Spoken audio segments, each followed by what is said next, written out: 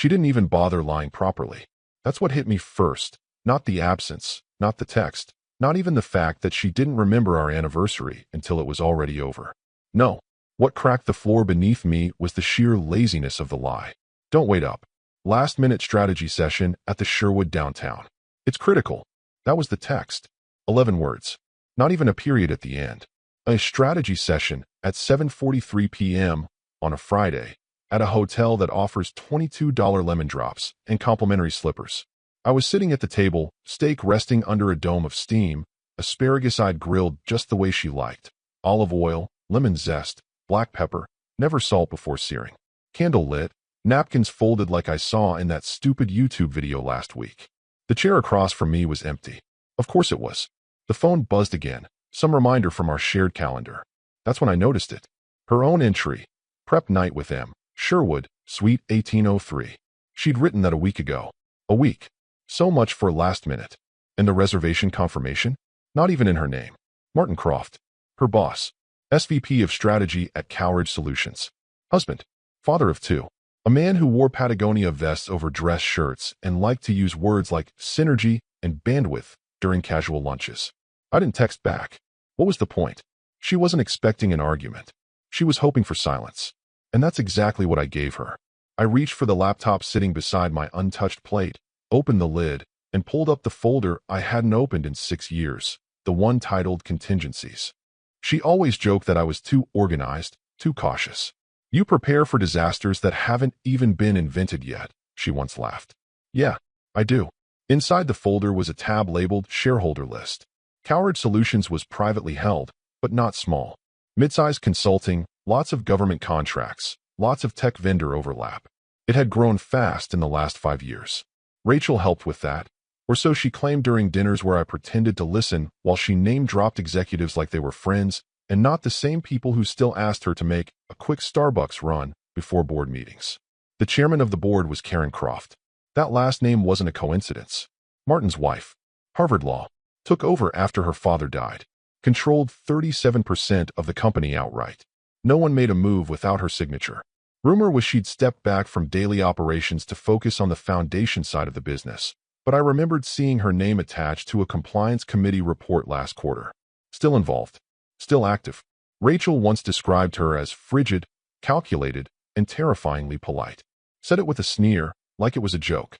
I remember because I said, sounds like someone I'd enjoy working for, and Rachel didn't laugh.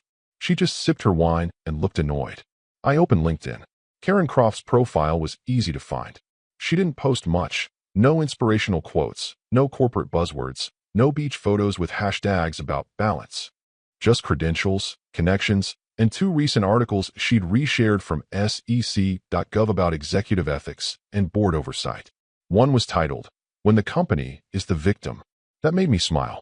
Not a big smile, just a small, grim twitch in the corner of my mouth. I clicked through her connections. Found her business email in the public filings. Cross-referenced it with a board directory PDF someone had uploaded to an industry forum months ago. It was still active. Then I took a screenshot of the calendar entry. Then another of the Sherwood Suite confirmation. And one more of a message Rachel had forwarded to me days ago, complaining about how much time she had to spend prepping decks for Martin's ego. I bundled them. Attached them to a blank email. Subject line, you deserve to know. I didn't write anything else. No commentary. No passive-aggressive barbs. No accusations. Just evidence. I hit send. Then I closed the laptop and looked back at the steak. Still warm. Medium rare, just the way Rachel liked it. I didn't touch it. I stood, took the plates, scraped them clean into the trash, and ran the faucet until the water steamed. The candle was still flickering when I sat back down in the dim room. The only sound the soft clicking of the ceiling fan pulling shadows across the wall. I stared at her chair for a long time. Then I blew out the candle. The strange thing is how easy it was. Like the universe had been quietly preparing me for this moment. Lining up little breadcrumbs I hadn't even noticed, nudging my mouse to the right place, making sure the paper trail was digital, precise, damning. I didn't have to guess her email. Karen Croft had given a keynote last year at some compliance conference. The slides were still floating around online, footer intact. Her contact was right there, tucked between the legal disclaimer and a quote from the federal sentencing guidelines. She didn't use an assistant's inbox. She didn't hide behind info at. No, It was just croft@cowerjerp.com. Direct. Uncomplicated. Like everything about her, I imagined. I stared at the screen for a moment longer than necessary. Not out of doubt. Out of respect. This wasn't a message I was sending to hurt her. It was a message she had earned, even if she didn't know it yet. She was walking blind into a wall built by her own husband and my wife. I was just turning on the light. Subject, you deserve to know. I didn't write a greeting. No, hi Karen. No, I hope this finds you well. Just attachments. 3 PDFs. Each with a title so blunt they didn't need explanation. Rachel_Sweet 1803.pdf. Screenshot of the Sherwood booking from the shared calendar, complete with her profile photo in the top corner, smiling like a fool. Martin_confirmation.pdf. A copy of the hotel reservation itself, forwarded to our joint Gmail weeks ago by accident. The kind of mistake Rachel made when she forgot which inbox she was logged into. FW_Rachel_working late with Martin.pdf. A message thread between Rachel and me. She was venting about having to pull an all-nighter again thanks to Martin's magical thinking, and complaining that he wants everything tight and polished before he shows the deck to Karen. She even used scare quotes. No dramatic commentary. No whining. No scorched earth manifesto. Just the receipts. Literal ones. And a closing sentence. If you already knew, disregard. If not, I figured it wasn't fair for me to be the only one cleaning up someone else's mess. Click. Sent. I closed the tab, leaned back in my chair, and let the quiet stretch around me like a weighted blanket. The steak was still on the counter, still vaguely pink in the center. I chewed through it mechanically, not tasting much. Not because I was numb, because I was focused. There's a strange calm that comes when the screaming happens entirely in someone else's future. I wasn't going to raise my voice. Not now. Not when every move was finally out of my hands. That email was a match. I just tossed it onto a dry field. Let the wind do the rest. I rinsed my plate. Wiped down the counters. I wasn't expecting anything to happen right away. Women like Karen don't slam car doors and burst into rooms screaming. They sharpen the knife before they even walk into the kitchen. No, I imagined she would read the email once. Then again. Then she'd say nothing, not even to herself. She'd pick up her phone and call someone on the board. Probably late. Probably calm. Just a quiet. I need a copy of Martin's travel expenses. Pull last quarter. And Rachel? I pictured her sipping wine in some overpriced hotel robe, acting smarter than she was, misreading Martin's temporary attention as a promotion strategy. She had no idea what was already circling. I went upstairs, packed a small duffel bag, just the essentials, laptop, toothbrush, 2 shirts, the navy pullover she always hated because it made me look too much like a professor. That's the one I chose to wear. There's something freeing about realizing that you're not part of someone's story anymore. That they edited you out before the final act and thought you wouldn't notice. But I did, and I had the script. All of it. I grabbed one more thing before I left, a small wooden box from my bottom drawer. Rachel had given it to me years ago when I got promoted. She said it reminded her of how I always keep everything neat. Inside were 6 pens, all unused, and a printed card for when you sign the next big thing. I took one of the pens, just in case, locked the door behind me, drove to a hotel across town. Not the Sherwood. I picked a place with no bar, no valet, no lobby jazz music. Just a bed and walls and time. I checked in under my middle name. Rachel wouldn't notice. She'd never bothered learning it anyway. The fuse was lit. I had nothing else to do but wait. And let the other woman, the right woman, take it from here. They really thought they were untouchable. Rachel, my wife, the woman who once got anxious if I so much as raised an eyebrow when she overspent the grocery budget, was now lounging in a white Sherwood robe like she was auditioning for a reality show. Her hair still curled at the ends from her midday blowout, her lipstick just a little too fresh to have been from dinner alone. She looked smug in the photos Martin took, her wine glass tilted just enough to catch the pendant lighting in the bar. I saw it later, of course. A dozen selfies, all saved to her cloud account, which, God bless her idiocy, was still linked to the tablet she left on our shared Amazon profile. In one photo, Martin had his arm around her shoulder, fingers dangerously close to the strap of her dress. In another, she had her bare feet propped up on the table between them, laughing at something on his phone. And in one final gem, my personal favorite, she clinked her glass against his with a caption she typed herself, "Cheers to visionaries." Visionaries. They weren't discreet. They didn't need to be, they thought. It was late, and the Sherwood's bar was mostly empty except for a few solo travelers scrolling through their phones. Martin handed his card to the waiter like a man doing the world a favor. Tipped 20% without making eye contact. Rachel used his last name at check-in earlier, probably thinking she was being clever. Maybe she believed the front desk clerk was too bored or too tired to care that the room was reserved under M. Croft, and she introduced herself as Mrs. Croft with an awkward little pause before the name. But someone did care. 2 tables over, Karen Croft sat with a vodka soda and a laptop that hadn't left her side all evening. She wasn't wearing makeup. No jewelry. Hair pulled back. She looked like she belonged there precisely because she didn't look like she was trying to. Her daughter sat beside her, earbuds in, watching some animated film on an iPad with barely a glance toward the adults around her. The older son had just returned from checking in, used the same last name. Different card, different room, all coordinated. They hadn't come for drama. They came for proof. Karen never glanced their way, not once. She simply watched the screen in front of her. I imagine it was the hotel security feed. If you sit on enough boards, you know how to ask for that kind of thing. Or maybe she was reading emails from legal. Or pulling expense reports that showed just how many strategy sessions Martin had billed to the company card over the past 2 years. She was calm, cold, efficient. At 10:13 p.m., Rachel and Martin made their way toward the elevators. Her hand grazed his lower back as they waited. The kind of touch that makes no sound, but says everything. At 10:14, Karen's fingers moved for the first time in 10 minutes. She closed one tab, opened another, typed something into a secure server. Hit send. The lobby emptied slowly after that. A few tired guests wandered out to smoke or grab ride shares. The bar staff wiped down tables. Rachel and Martin were now 30 floors up, sealed in their suite, sipping whatever overpriced wine they'd brought in with them. Maybe they were watching TV. Maybe they were congratulating themselves for pulling it off. Maybe Martin was talking about that new international pitch, how it would catapult them if the board backed it. They didn't know the board was already watching.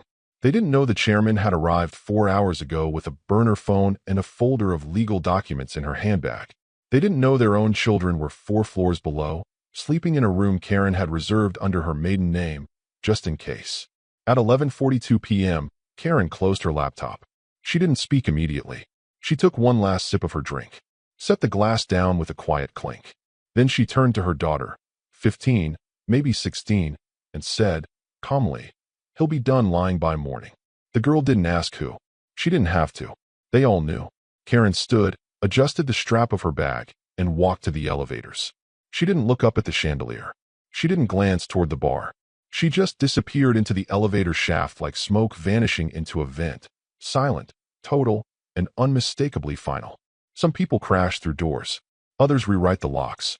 And that night, without raising her voice, Karen Croft made sure that when the sun rose, her husband and my wife would wake up in a room that didn't belong to either of them anymore. At 8:03 a.m., the elevator doors sighed open like they always do, quietly, predictably, without ceremony. Rachel stepped out first, still mid-laugh, her voice trailing behind her like perfume.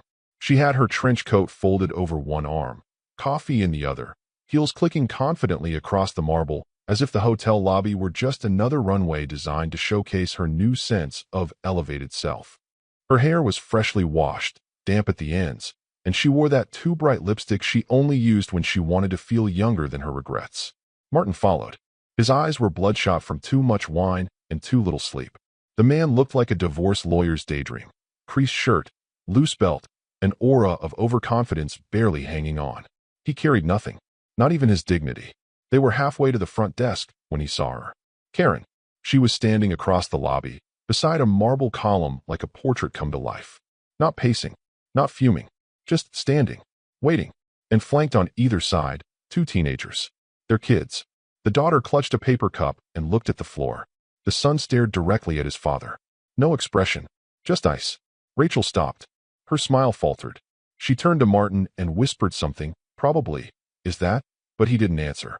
Because Martin's face had gone gray. Not white. Not red. Gray. His mouth opened. "Karen." She raised one hand, just enough to silence him. "Keys." That's all she said. No screaming. No slapping. No teary ultimatums. Just one word, spoken with the precision of a scalpel. Martin fumbled in his pocket. The sound of his keys clinking together was the loudest thing in the lobby. Rachel took a step back, now visibly panicking. "Karen, this isn't what it looks like." Karen didn't even glance her way. Her eyes never left her husband. I wasn't talking to you. Rachel, shut up. Martin held out the keys. But Karen didn't reach for them. A man in a black suit, unassuming, but clearly security, stepped forward from the elevator bay and took them instead. Karen turned to her son. Room 1830, she said. Go pack everything. Leave nothing behind. He nodded and walked past Martin without a glance. Their daughter followed, eyes still down. Rachel looked like she'd just been shoved into traffic. Karen, please. Karen finally turned her head. Her gaze landed on Rachel like a ledger closing. You'll be contacted by HR by noon, she said flatly. I suggest you clear your schedule. Martin tried again, voice cracking. Can we at least talk? Karen tilted her head. You've been doing plenty of talking, Martin. Just not to me. He had nothing. Not a defense. Not even a pathetic excuse. Just sagging shoulders and the sudden realization that he was no longer the one holding the room key, or the title, or the benefit of the doubt. Karen looked back to Rachel. I assume you drove separately? Rachel stammered. I took a lift. Good. I wouldn't want you near my children. Rachel flushed crimson. Her mouth opened again, but Karen was already turning, walking away. Not a scene. Not a scandal. Just silence, precision, and brutal hierarchy. Behind them, the front desk clerk had frozen mid-keystroke. A bellhop stood motionless with a luggage cart, eyes wide. And Martin, poor, brilliant, short-sighted Martin, stood alone in the middle of the lobby, keys gone, job gone, and the very real sense that the world was about to get very, very small. Rachel reached for his arm. He pulled away. That was the final touch. Not a scream, not a slap, just rejection. From him. As if she were the liability now. They didn't speak. They just stood there in the echo of what used to be power. Karen didn't look back. She didn't need to. She'd already won. Quietly. Surgically. Publicly. And every single person in that lobby knew it. Martin's first clue that the world had shifted beneath him came in the form of a polite little error message. At 9:17 a.m., he stood at his kitchen counter, still wearing the shirt from the night before, trying to log into the company server. He had a media prep call scheduled with 2 junior consultants, and a calendar full of action items that required him to pretend he hadn't just committed career suicide in a downtown hotel suite. But the login page blinked twice and spat out a message he hadn't seen before. Access restricted. Invalid credentials. Contact IT. He tried again. Then on his phone. Then with his VPN. Same message. His heart didn't race. Not yet. He told himself it was a glitch, maybe a server patch. He even tried laughing as he sent a text to the IT manager. Hey, think I got locked out again. Can you check? No reply.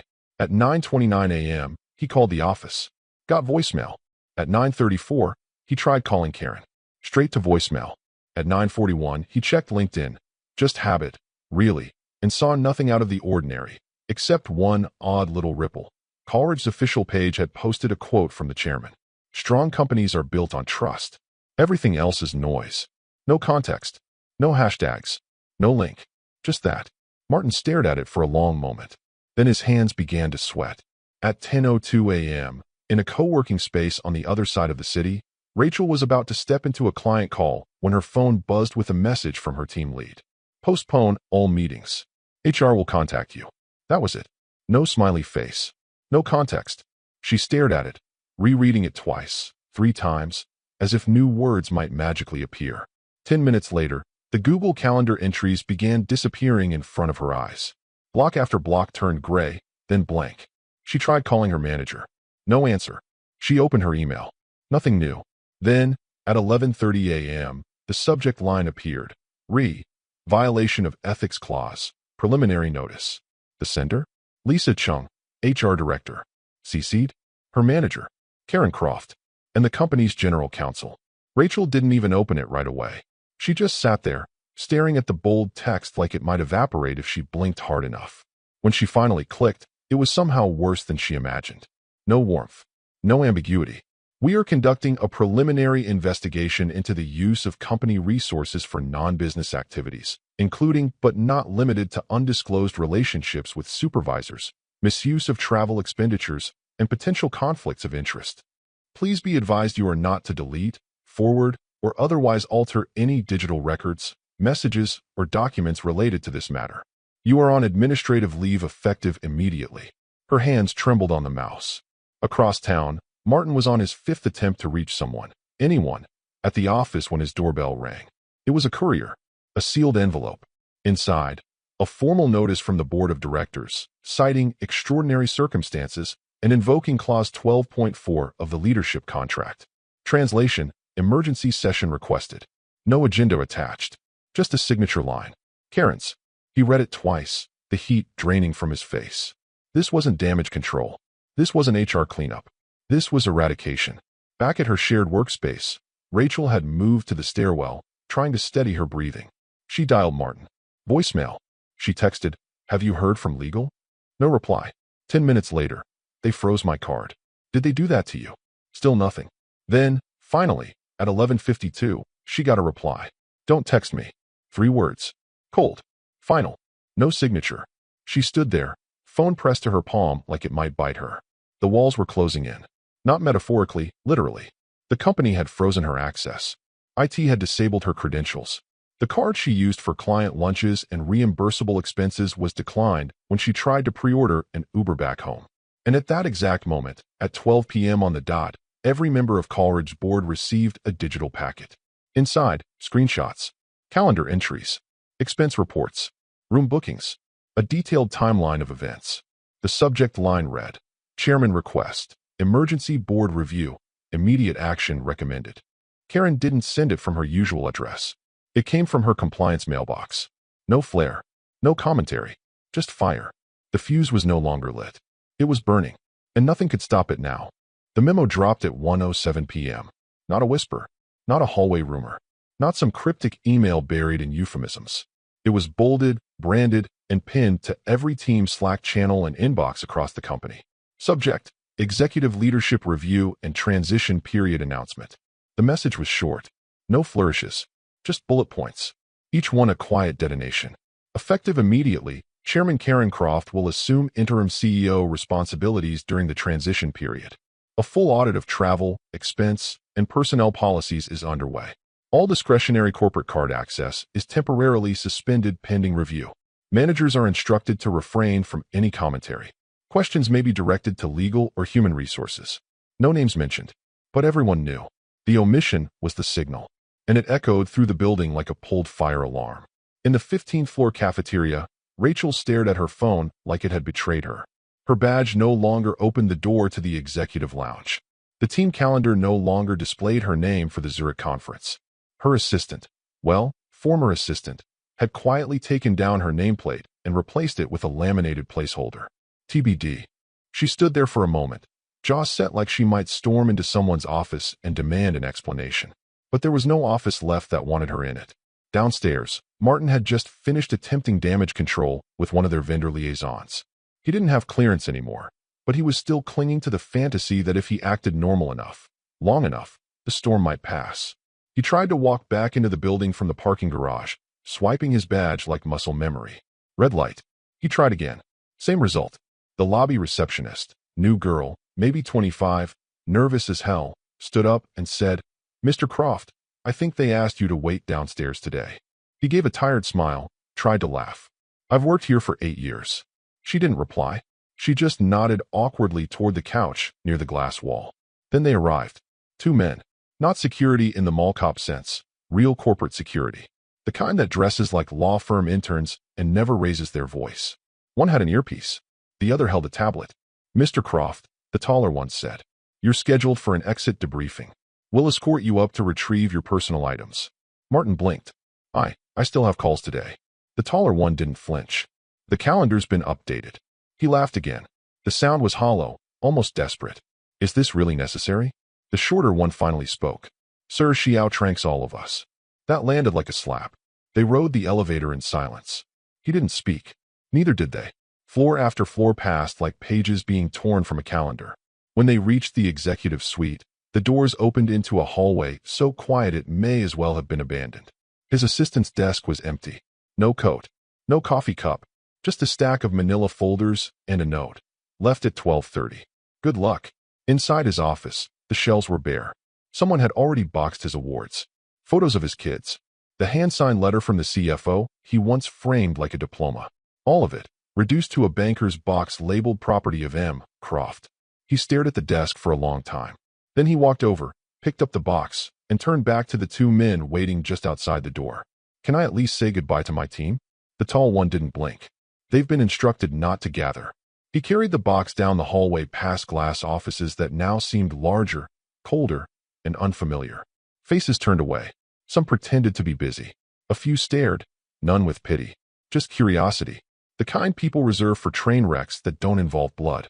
By the time they reached the elevator, his box was heavier than it should have been. The doors opened. He stepped in. They did not follow. Just before the doors slid shut, Martin turned back and caught sight of a final detail. Karen's new nameplate. It hadn't been there this morning. Now it was etched in brushed steel and mounted dead center outside the CEO's office.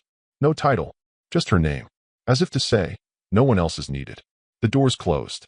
Outside, Rachel sat in her car, gripping the wheel with white knuckles. She hadn't started the engine. Her phone sat on the passenger seat. She kept expecting it to buzz. A call from Martin. From legal. From someone. Nothing. The silence stretched long and thick. She looked down and noticed something odd. Her Cowridge corporate ID badge, clipped to her purse, like always, was missing its RFID chip. Peeled off. Deliberately. She hadn't even noticed it happen. The system had. And now, it had erased her. Rachel walked into the house like a woman expecting a fight. Shoulders tight, jaw set. Her heels clicked against the tile like punctuation marks in a speech she hadn't rehearsed. The front door swung closed behind her with a finality that made her flinch. But the silence that followed was worse. No dog barking. No ESPN hum from the living room. No faint scent of coffee lingering in the air. Just stillness. She stood in the foyer for a beat too long, letting her eyes adjust to the dim light. Outside, the sun was high and cruel. Inside, the blinds were drawn. A faint layer of dust clung to the console table near the door, the one he always wiped down without being asked. Her suitcase handle creaked as she wheeled it past the entryway, through the hallway, and toward the kitchen. She hadn't even realized she'd packed it herself at the Sherwood that morning. Half asleep, half dazed, she'd thrown things into it between Martin's panicked phone calls and her own unraveling calendar. The kitchen was clean. Not lived in clean. Prepared clean. She noticed it instantly. The counter was bare. The magnetic strip that used to hold his knives, empty. The drawer that used to stick slightly on the left, smooth now. He'd oiled it. Or maybe he'd just removed everything. And then she saw it. A printed sheet of paper, pinned under a ceramic salt shaker on the fridge. The Sherwood logo at the top. Room 1803. Date. Time. Guest name, Martin Croft. Occupant notes. Late arrival. Additional guest expected. Please prepare champagne. It was the reservation confirmation. He'd printed it. On the back, in his handwriting. So neat, so deliberate, so painfully him. A single sentence. I believed in you. She felt her knees soften. Not collapse. Just give, slightly, like the foundation of something old finally realizing it can't carry the weight. She pulled the note from under the salt shaker with shaking fingers. Held it like it might dissolve. Read it again. And again. It wasn't angry. It wasn't cruel. That's what gutted her. It was honest. Which made it permanent. She dropped her suitcase in the hallway and rushed upstairs. The bedroom door was open. Too open. Like it had been left that way on purpose. The closet was gutted. Not in a messy, dramatic way. He'd packed carefully. Hangers were spaced evenly. The row of ties he'd always kept sorted by color was gone, but the hooks remained. His cologne, the one she used to tease him for overusing, was missing from the dresser. The drawer where he kept his watch and ring, empty. Not even dust. She opened the nightstand drawer and found only one thing. A photo. It was from their 10th anniversary. They were both smiling, holding glasses of red wine. She looked younger. He looked the same. Steady. Present. She'd forgotten this photo existed. She sat on the edge of the bed and stared at it. For how long, she didn't know. Eventually, she went to the bathroom. His toothbrush, gone. Razor, gone. The mug he used to keep his contacts in, gone. Only her things remained, lined up in smug, unbothered rows. The house wasn't empty. She was. Downstairs again. She walked through every room like she was searching for something to be mad at. A scratch in the floor. A broken plate. A drawer left ajar. There was nothing. No damage. No explosion. Just absence. The keys were on the counter. Not tossed. Not hidden. Placed. Next to them, a small envelope. Her name on it. Inside, a USB drive. She plugged it into her laptop. A folder opened. For records. Dozens of PDFs, scans of statements. Calendar screenshots. Text logs. All labeled with timestamps. Everything Martin would need to protect himself in court, if it came to that. She scrolled until she reached one last file. Anniversary dinner _ prepped menu.pdf. Her breath caught. It was a 2-page document. Recipes. Notes. A shopping list. At the top, 20th, her favorite night. He'd planned it. Every detail. The seared steak. The lemon asparagus. The bottle of the Bordeaux they'd shared on their honeymoon. There was even a sticky note scanned in, labeled, "Set playlist to track 4, still yours." She closed the laptop. Now she was crying. Not loud. Not gasping. Just leaking. It wasn't the affair. It wasn't even the career implosion. It was that she had been chosen once. Quietly, deeply, without ceremony. And she threw it away for a man who texted her "you up?" like a punchline.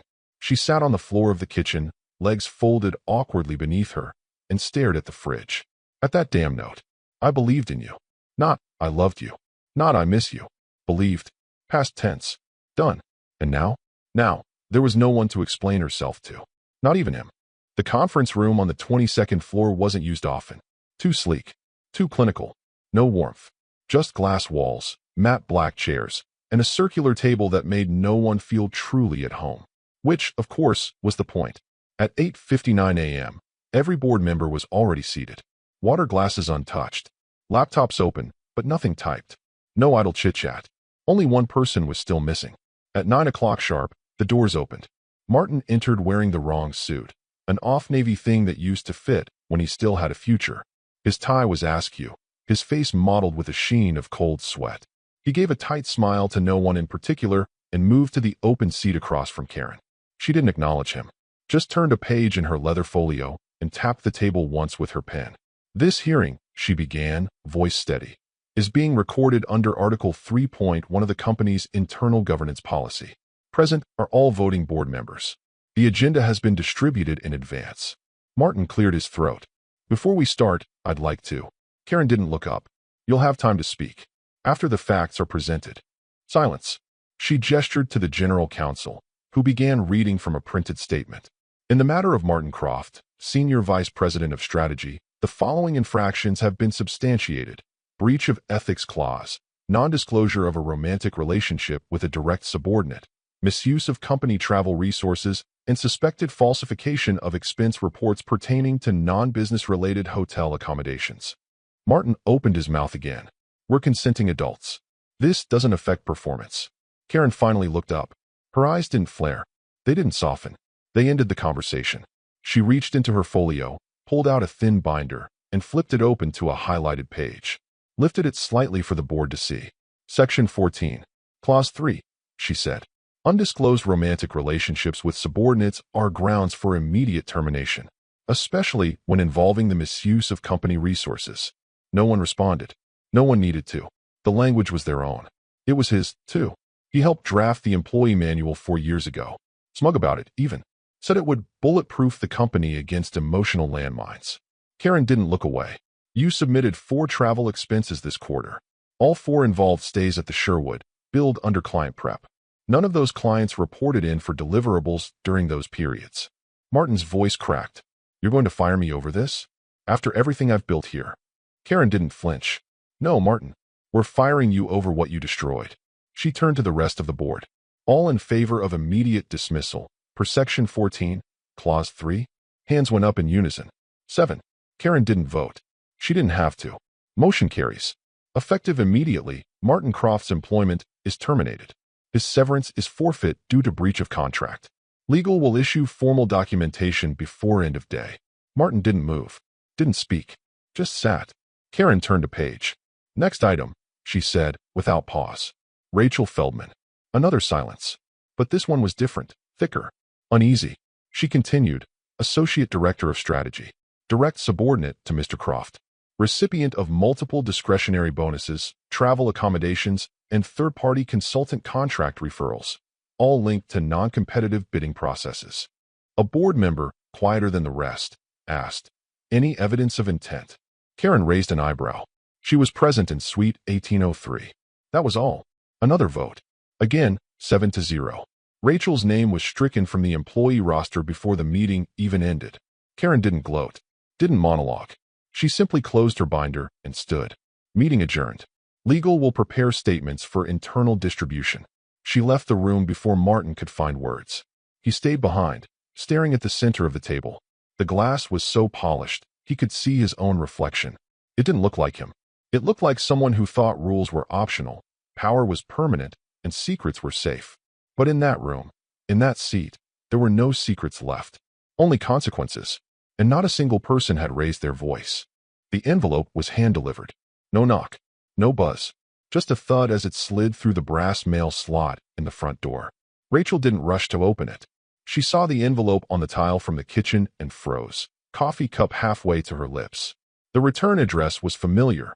Winters and Holt LLP, a boutique firm they had toured once together years ago, when they were just being cautious. Back then, it was theoretical, a technicality, a footnote in a long, predictable life. Now, it was a scalpel. She stared at the envelope for a full minute before walking over and picking it up. It was heavy, too heavy for just papers. The weight made her palms sweat. She opened it at the counter. Neatly stacked documents. Crisp, expensive paper. Each section separated by colored tabs. Petition, asset schedule, addenda. And near the top, irreconcilable differences. That phrase again. So sterile, so tidy. But it was the packet at the back that broke her. A glossy black binder clip held together several color-printed receipts. Sherwood Hotel, Renaissance Suites, one oddly overpriced bistro in the Arts District she remembered mocking just 2 weeks prior. Each receipt had a title, date, time, and cost. Each was labeled in neat, typed font. Strategy Session 1.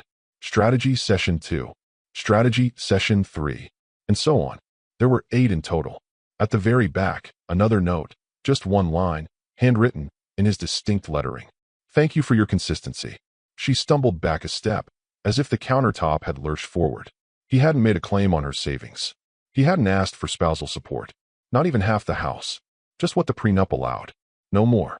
No less. It was worse than fury. It was precision. And then she saw the sticky note attached to the signature page. A different handwriting this time. Sharper. Angular. Karen, we'll be reviewing your involvement in our vendor contract renewals as well. Please preserve all communications. Rachel's knees nearly buckled. That was the part that finally drove it home. This wasn't over. This wasn't just about a marriage or an affair or some half-baked romance at the Sherwood. This was systemic. A full-scale audit of everything she'd touched in the last 2 years. Every deal she thought she'd gotten away with. Every expedited approval she thought no one noticed. Every time she'd said, Martin said it was fine, and forwarded the invoice. They were pulling the thread. And it was her thread. She called Martin. Straight to voicemail. She texted, have you received anything yet? No reply. 10 minutes later, Karen sent me a note. She's coming after everything. Still nothing. She thought about calling Karen directly. Just asking. Begging, maybe. But then what? What could she say? That she was sorry? That it wasn't really about climbing the ladder, just losing herself? That she missed the man who used to hum while folding laundry? The man who used to write down the names of every flower in her birthday bouquets so he could get the same ones next year? The man who had now reduced her entire career, marriage, and lies into a series of tabs and footnotes, and made it stick? She sat down at the kitchen table, the same one where she once laughed about how paranoid he was with documents. The same table where he used to lay out his receipts in tidy rows after business trips. She used to tease him for it. Now she understood. Across the room, the fridge still had the salt shaker sitting where it had been the day she came home to nothing. She hadn't moved it. Couldn't. She picked up a pen to sign the documents, then paused. There was one last tab she hadn't opened yet. She flipped it over. A single sheet. Asset reassignment confirmation. The house title. The car. The joint account. All already transferred to him. No court. No discussion. Just procedure. Done. He hadn't waited for her to agree. Because he didn't need to. It was already over before the papers arrived. And now, she finally understood the full scale of what she'd dismantled. Not just a marriage or a job or a weekend of bad choices. She had burned the entire system that quietly held her up for 2 decades. And now it was gone. All that remained was paper. Signed. Sealed. Filed. It was almost exactly 1 month to the day. Rachel hadn't been sleeping much. Mornings blurred into afternoons. Nights stretched long and thin, lit by the pale glow of her laptop and the empty comfort of muted television. She hadn't left the house in 3 days. There was no reason to. No job to go to. No inbox to refresh. Just bills to ignore and job applications to abandon halfway through. always stopping at the line that asked for references she could no longer name. The silence had turned loud. She still checked LinkedIn every morning. Reflex, maybe. Some kind of masochistic routine. She told herself she was keeping up with industry shifts. The truth was uglier. She was looking for cracks in the foundation she'd helped break, hoping, praying, that someone else had fallen too. That someone would say her name, even with disgust. That someone would remember she existed. Instead, the feed was the same as always. Promotions, work anniversaries, conferences she hadn't been invited to. Motivational quotes from people who'd never spent 2 hours practicing fake sincerity in a Sherwood Suite mirror. Then came the post. It stopped her cold. Karen Croft, chairman of Cowridge Solutions. Never one for personal content. She barely posted. No birthday photos. No conferences with matching polos. Her last update had been a company policy link and a note about cybersecurity compliance. But this was different. It was a photo. A simple, well-lit image. Karen, standing in the center, wearing a dark blazer. On one side, her son and daughter, dressed casually, arms slung around her in the way kids do when they still trust you completely. On the other side him. Rachel blinked.